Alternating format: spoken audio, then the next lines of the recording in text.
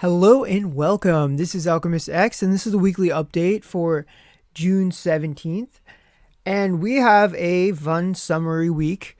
There is a job plus for Albea, a new summer memento for Albea, as well as one for Suzuka this week. There should be more next week too. I think one for Mira is coming up, but we'll just be patient on that one. There's also a free memento for Noah.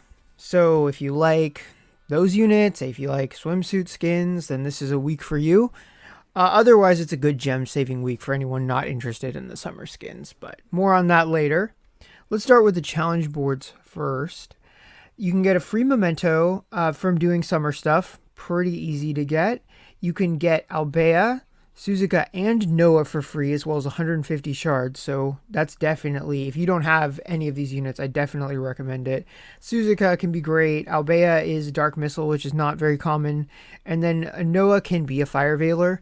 And then she also has a job plus on Battle Mage. So definitely, at the very least, decent units, if not good. And then a few others are rerunning as well. So as far as Albea's Job Plus goes, let's take a little visit to the coin shop because it is that type of Job Plus.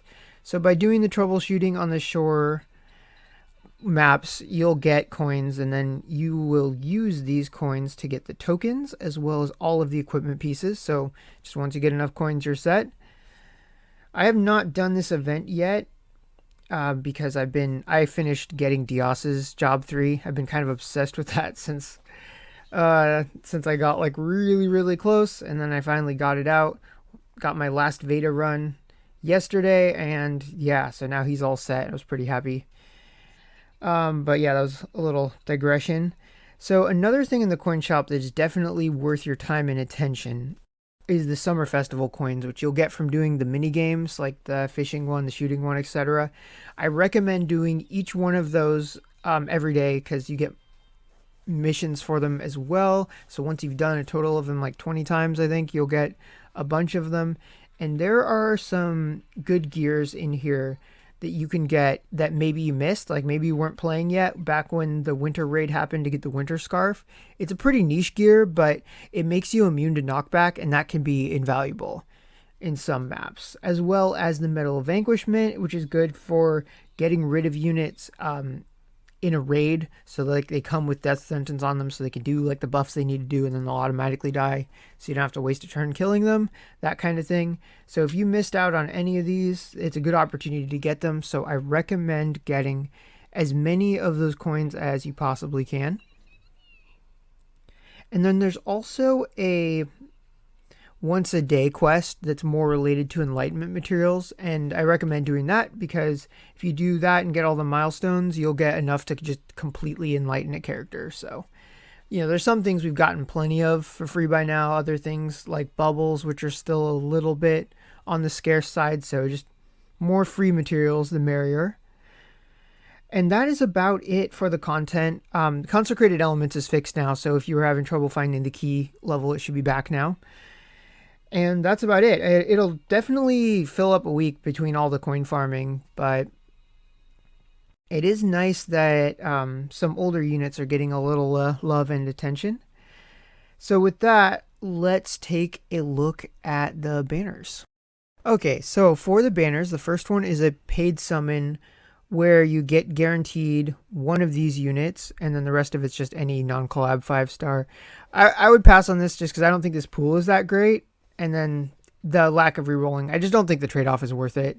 Because you could get a bad option in the guarantee and nothing else good. And then there goes 1,500 paid gems.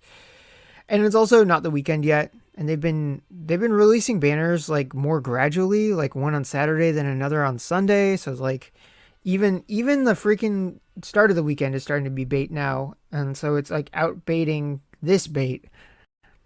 But yeah, that's all I have to say about that. Next up are two banners I would skip because the format sucks and the units aren't that rare. I don't think it makes any sense. Then after that is a banner that might be worth it for some people. So with this one, you can get a ton of the collab coins, 3,000 in total if you do all 7 steps. And depending on how many discount tickets you it would cost somewhere between 9,500 and 15,500. And how worth it that would be is going to depend on where you are with Phantom of the Kill units. Because if you have a bunch, but you're short on shards and you want to enlighten them, then this could be a good situation, especially in the case of the God Killers, just because their shards are really hard to get. If you don't have a lot, then I wouldn't do this as a means to try and acquire them, because even though all of the 5 stars are in the Phantom of the Kill pool for this, that might not save you from just getting a bunch of like Forcuses and Bashozans. So I would definitely think of it more from a raising units you have rather than trying to acquire new units. And if you do acquire any new ones, that's just kind of a bonus on the side. Then after that, we have an Enlightenment Festival that this one is super cheap, but I don't think it's worth it because it's just all the featured units and it's all normal pool. So I never like spending a lot of gems on normal pool stuff because you'll just get that stuff without spending gems pretty easily, just as longer you play the game. And eventually you become like me and you just got like every normal pool unit and almost every normal pool memento. So just, longer you play, the more stuff you'll get. So it's better to focus on limited and scarcity. Speaking of limited, you can get one of the swimsuit mementos from this 9-step. Pretty much, I would say, unless you're interested in the collab coins, or you're interested in this banner to get one of these mementos for either Albea or Suzuka, I'd say for most people that don't fit into those categories, it's an easy skip week. But if you would like to get either of these mementos, and I will say that based on looking at them, they look pretty strong. Like the VCRs are excellent for both of them. The Albea one gives range +1, which is always a great max limit break bonus for a missile unit. And then Suzuka's gives skill use +1, which is great for her because she's got some amazing skills. So if you want to go down that road, it is available. And then finally, there is a 7-step for summer ones. So this one is the type where you go to step 7 and you get duplicates of the same one. So you basically get a max limit break copy of one. Luckily, they're all limited. Some of them are better than others. Like, I don't think the Aisha one is too great, although it does give a good VCR for Magic Meisters. But on the other hand, there's great ones like Rado's, and I think Kaya's is pretty good as well. So if you would really like to catch up on summer mementos, then this might be worth your while. But I never recommend it as much as just being able to get a selector, because I would rather get 1 copy of a memento I want than like 6 copies of one I don't care about. But that's just me. So yeah, that is it for the weekly update. Hopefully for those of you that do summon, I hope you have good luck, and I will see you all next time.